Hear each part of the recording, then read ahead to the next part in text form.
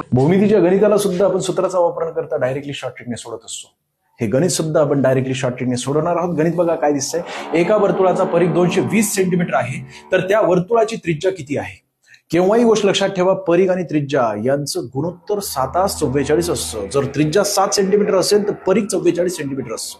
तशाच प्रकारे लक्षात ठेवा, या ठिकाणी 7:44 आणि गोष्ट लक्षात ठेवा, ज्या वेळेस गणितामध्ये तुम्हाला परिघ दिलेला असतो ना, तो 44च्या पटीमध्येच असतो, आणि ज्यावेळेस त्रिज्या दिलेली असते तुमच्या गणितामध्ये त्यावेळेस त्रिज्या सुद्धा 7च्या पटीमध्येच असते.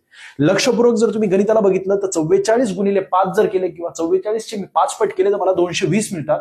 त्याचप्रमाणे मला 7चे सुद्धा 5 पट करावे लागतील, त्यावेळेस मला माझं उत्तर मिळेल. म्हणजेच पर्याय क्रमांक बी या प्रश्नाचं योग्य उत्तर आहे. पुन्हा एकदा नीट समजून घ्या. 44 गुणिले 5 जर मी केले तर होतात किती? 220. त्याचप्रमाणे 7 गुणिले 5 जर मी केले तर होणार 35. म्हणजेच काय, तर त्या वर्तुळाची त्रिज्या 35 असेल. तुम्हाला नवीन गणित सोडवायचे. इथे मी 88 करतो सेंटीमीटर.